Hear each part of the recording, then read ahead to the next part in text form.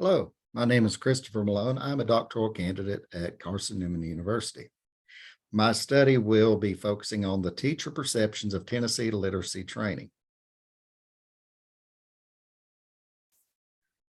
I want to explore the impact of training on teacher practice. In particular, I want to ask the questions. What were the teacher's perceptions of the training? How much did the teacher gain from the training? What new insights were gained from the training? Then I want to look at how did the training impact classroom instruction? What classroom practices have changed as a result of the training? How did the teachers perceive the impact on student performance? And what further training is needed?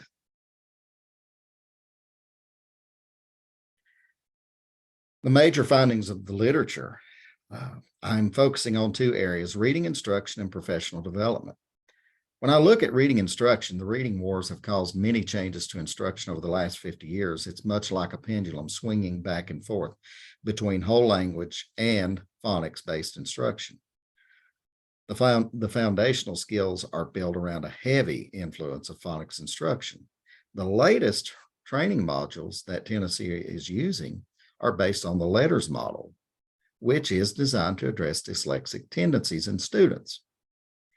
When we look at professional development, the state of Tennessee developed a plan with 2 weeks of training for teachers. 1 week is online, the second week in person. However, I want to look at what impactful professional development looks like. So far, the research is showing that impactful development is job embedded and ongoing, not just 1 or 2 weeks and then you're completed. So my qualitative research question is this: how does the Tennessee Department of Education early literacy training influence the instructional practices of teachers? My theoretical framework for this study will be Lewin's change theory. Lewin's change theory is based upon unfreezing, which is being ready for change, the changing process, and then refreezing when you make the change permanent. The conceptual framework that I will be using, I will be looking at two different ideas. Reading instruction is very complex and detailed. It is often a craft developed over many years and through extensive training. The other thought process is professional development is more impactful if it is job embedded and has many steps for follow-up instruction.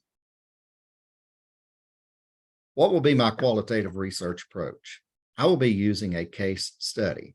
Since every pre-K through third teacher in Tennessee will have received this training by August of 2023, it is a true case study.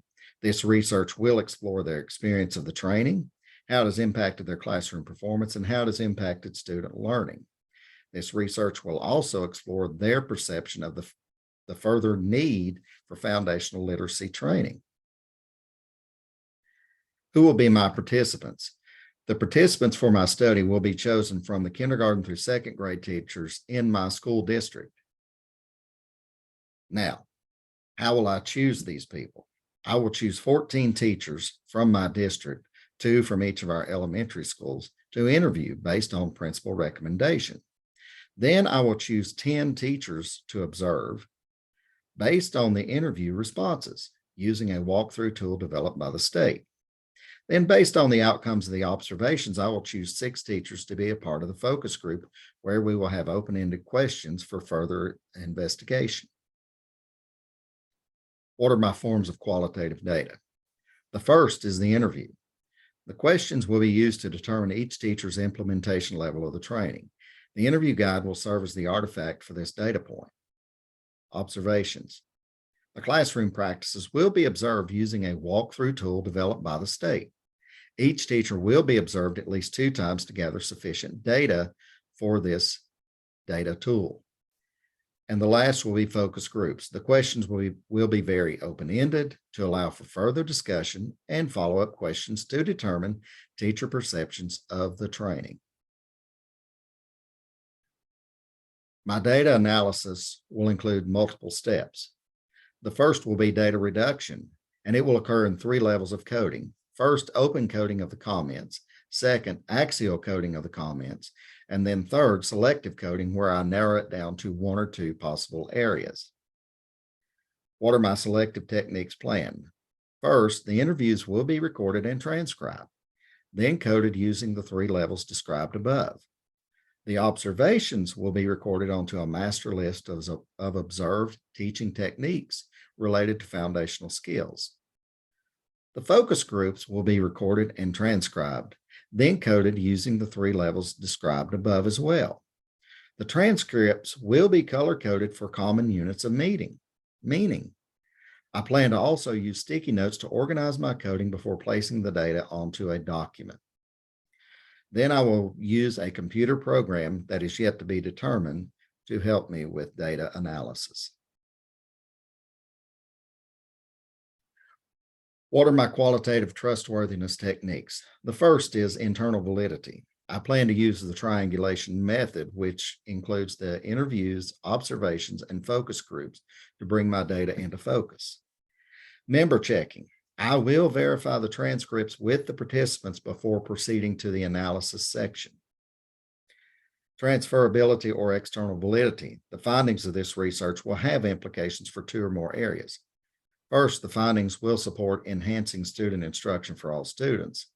And second, the findings will support enhancing professional development methods for the district, thus improving teacher performance for all grade levels. Dependability. I plan to have an audit trail, documentation of how each step of the research was conducted, and this will be kept as well as records of how the samples were chosen. I will also utilize 2 colleagues as peer debriefers to review the work and find issues and seek clarity in what I'm writing.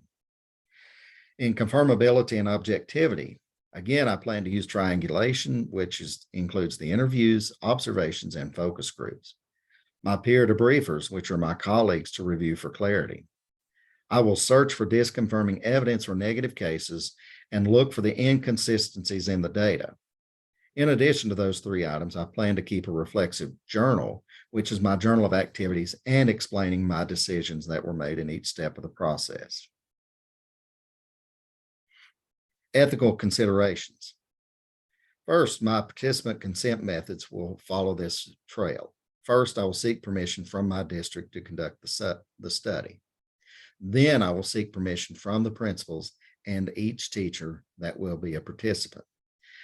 How will I protect my participants? In each form of data collection, the participants and schools will remain anonymous, such as participant 1, 2, 3, etc. In the reporting and write-up, participants and schools will be identified by numbers or letters. In all data storage, participants and schools will be identified by numbers or letters. No names will be attached to the data stored on my computer.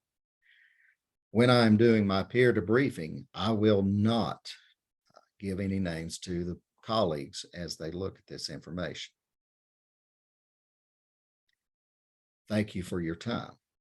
What questions do you have about my research?